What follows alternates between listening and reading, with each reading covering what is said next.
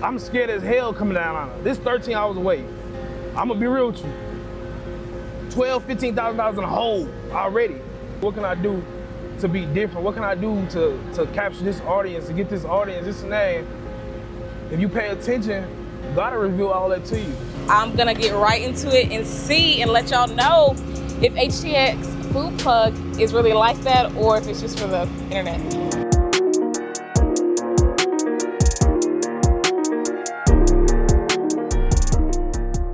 Hey man, it's HTX Foodplug here. My first time at ATL. Man, it's been 2 years.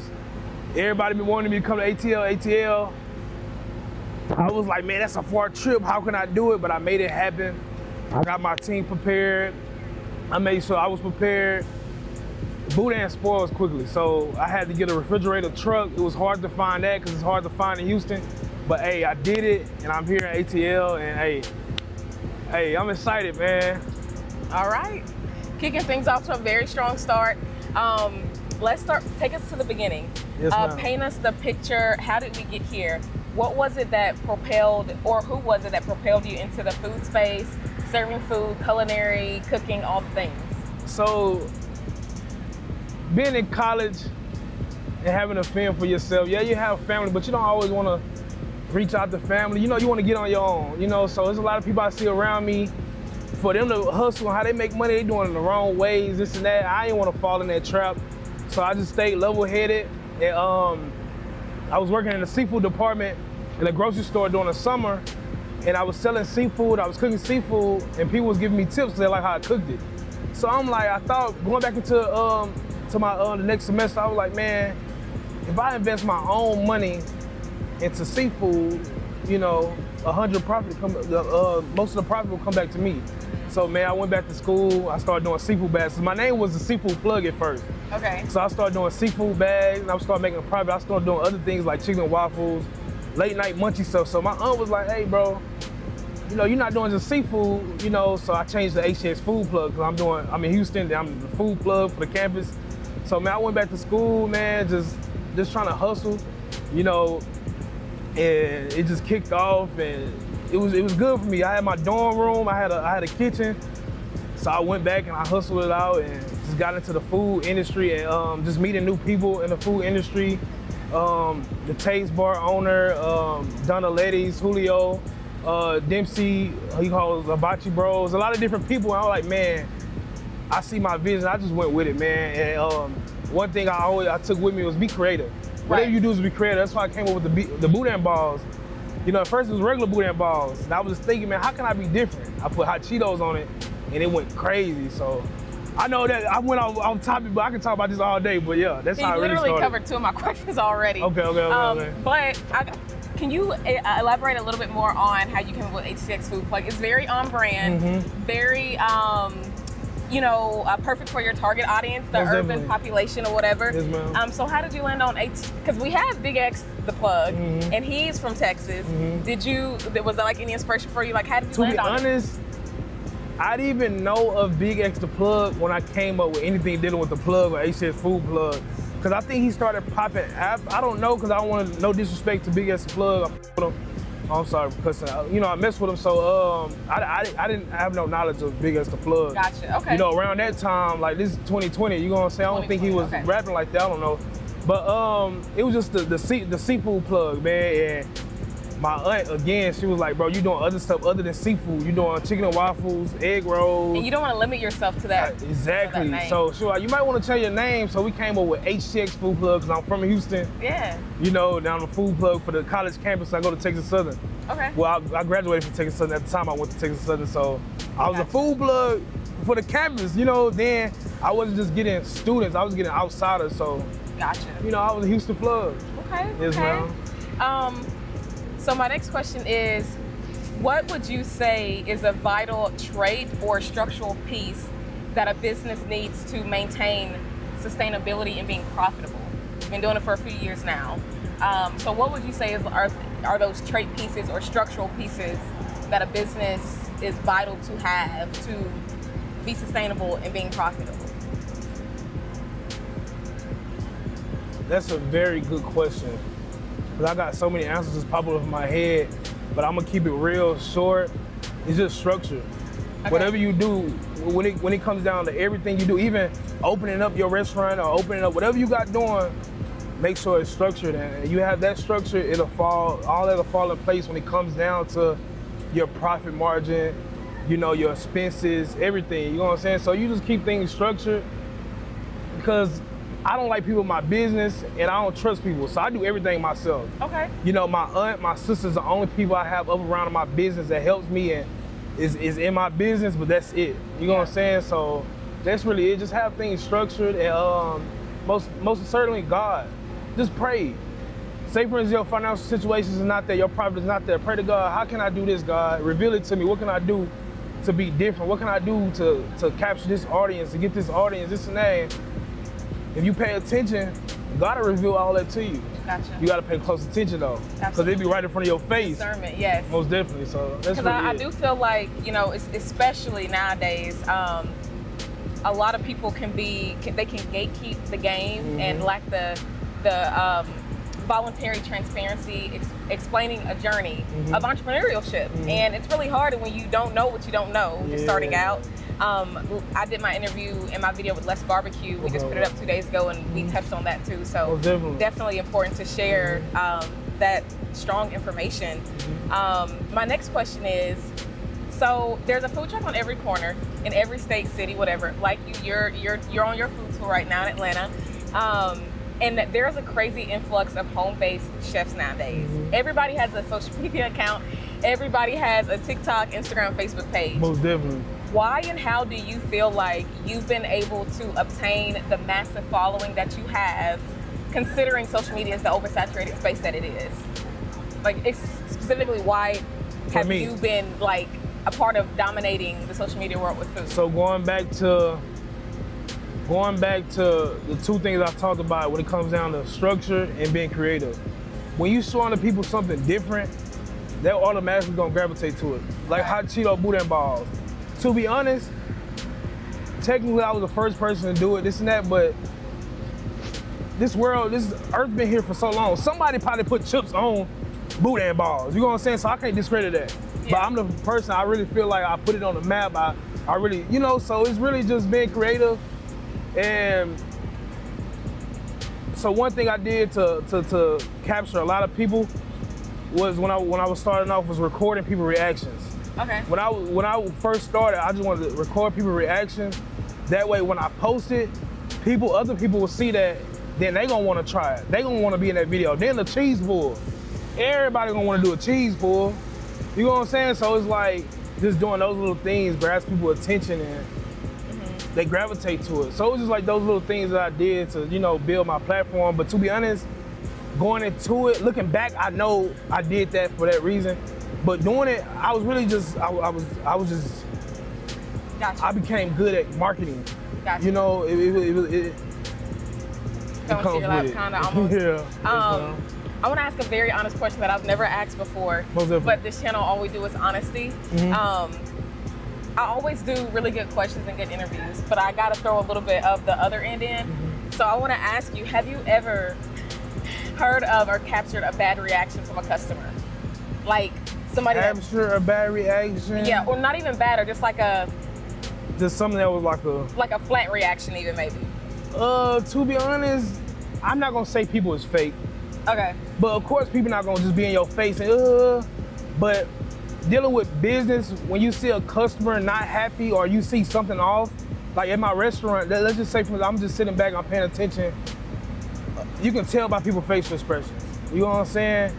And I had one instance, it wasn't even about the food, it was something, but you know, because a lot of people come in there with attitude, you know, that's what you gotta deal with as a business owner. And I don't know what it was, I forgot, but I just feel like it was something off. Because I seen her face expressions, and you know, a lot of people, I'm gonna be real with you, people messy. People then, you know, different reviews on Instagram, people know when they say my name or tag my name, things gonna go viral. Unfortunately, we in a time now where if you say something bad and you tag a certain name, it's gonna blow up, no matter what that person can say. Facts. You know what I'm saying? So people knowing that and seeing people TikTok blowing up, they coming in automatically on, oh, I'm finna, you know what I'm saying? So I caught one of those situations where people, you know, so I just talked and I talked to them and I just came and introduced myself, this and that, and the whole situation changed. Like, you know, they even said like, hey man, I ain't gonna lie, I respect you for even coming out here talking to us. We ain't know you was gonna come out here and do this because we know you got a big platform, so yeah. You went so in depth with that sorry. answer. It's okay. No, I just like train of thought. My last question would be, what have you learned via trial and error of your own experience of being an entrepreneur that you would be able to share with anyone watching at home who is an entrepreneur too, or maybe starting out? You could maybe save them some money, some headache, heartache, whatever the case might be. What is that one experience that you've gone through or lesson that has been taught to you that you feel like would really help another person avoid that? Be different and don't be scared. Simple. I'm scared as hell coming down on it. This 13 hours away. I'm gonna be real with you. $12,000, $15,000 in the hole already. You know what I'm saying? But you gotta invest in yourself. You gotta believe in yourself and just do it. You can't be scared, because that's another reason why it took so long to come down here. I was scared. Like, man, people not gonna come this and that, but so people here. You just made me remember one of my other questions. I said that was the last question, but y'all know I do that sometimes. The Atlanta population and just the consumers of Atlanta, in a way, their influence is so massive that it can either make or, I don't want to say break, but it could go one way or the other. Did you have any hesitation coming to Atlanta because of what the Atlanta influence is when it comes to food trucks or food tours? When it come down to, again, I've been through so much. I'm not scared. I'm scared. I'm glad to I want to put my foot out there. I want to do it. You know what I'm saying? No matter what it takes, I did it. You know what I'm saying? So what I did was, because again, I got to bring a team. I got to pay for Airbnb. I got to pay for gas. This truck ain't expensive. The temperature getting truck, make sure everything right on here. So my thing was just to save and make sure I can take care of everybody and not just me. Right. Because when I go, my people, I feed my people. Absolutely. My people gonna be good. I might not have no food. I might not have a place to stay, but if they're good, I'm good. Gotcha. You know what I'm saying? So that's one thing. Save, have a plan, and just go with it. Gotcha. All right. Well, been a fantastic interview, of course. Thank you. Hope you guys learned about HTX Foodplug in a very real, authentic way. That's always the goal with this channel. But we're gonna get in line, order some food, and I'm gonna give my very honest opinion. So let's go. Love it.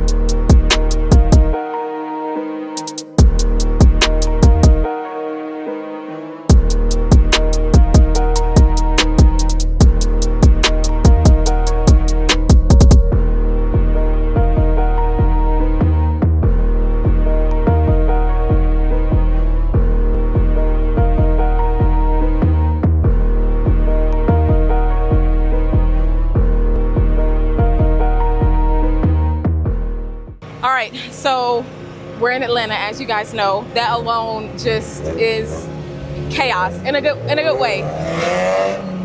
See what I'm saying?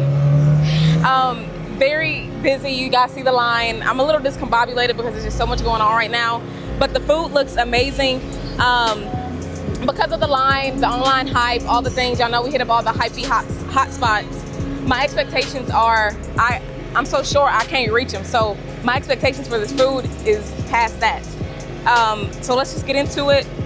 The quick snapshot I took of the menu to see what I ordered. I told them to give me a little bit of everything. So we got the Boudin balls, the Cajun pasta here on the same plate. And then they have a banana pudding and a Biscoff pudding. This is the Biscoff pudding, is the one that I ordered.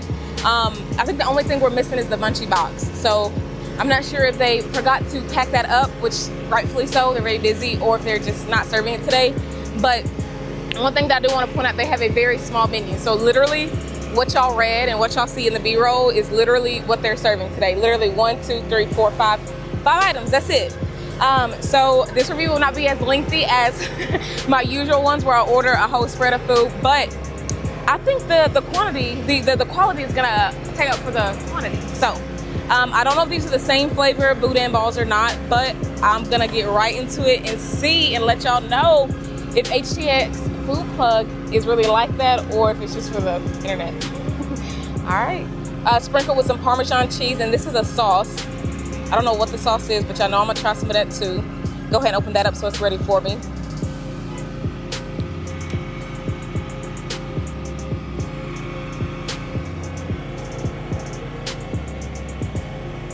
It's giving. The cheesiness, whatever this inner center business is going on, I've been seeing them online. Y'all been seeing them online. And the hot Cheeto outer shell here, it's not giving super like regular hot Cheetos like when you used to eat the bag. It's not like over the top hotness with it, which is nice, because you want to be able to enjoy it. But y'all can see the seasoning is there, not lacking on that at all. The flavor is on point. Let me try it with this sauce to see if the sauce will bring out any of the other flavors so I can be a little bit more descriptive.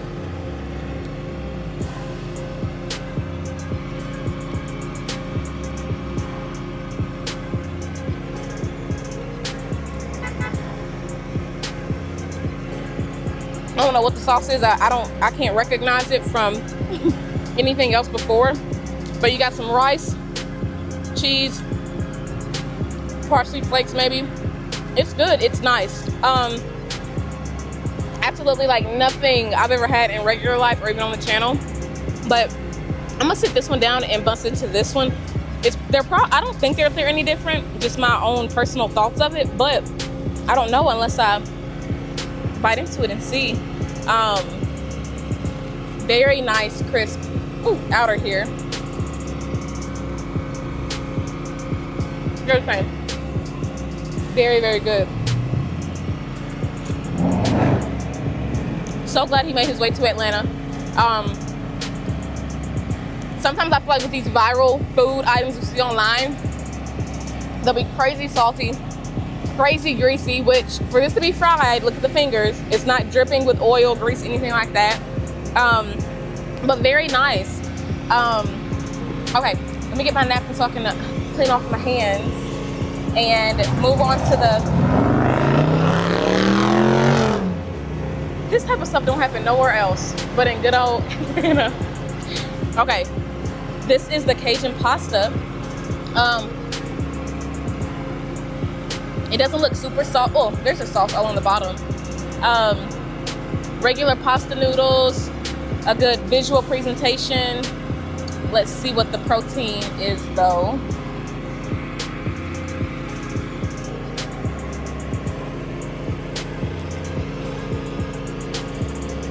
Oh, is that shrimp? Okay. Sausage and shrimp. The sauce is so creamy. The dish itself is so well balanced with flavor all throughout. I thoroughly enjoy the pasta. I'm not usually a big pasta fan, but that one is very nice. It's not excessively creamy or just have like the pasta sauce running everywhere, but it is nice. Very simple dish.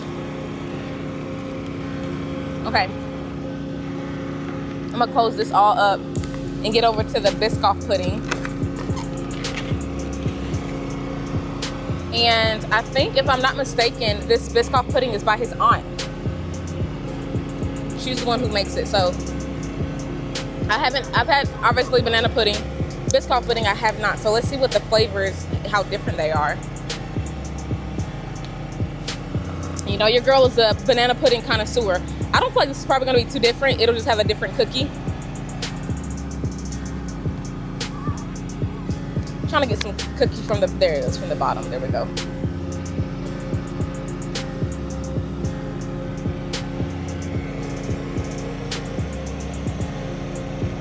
It's not as sweet as I anticipated it to be, with it being a pudding type, but it's nice.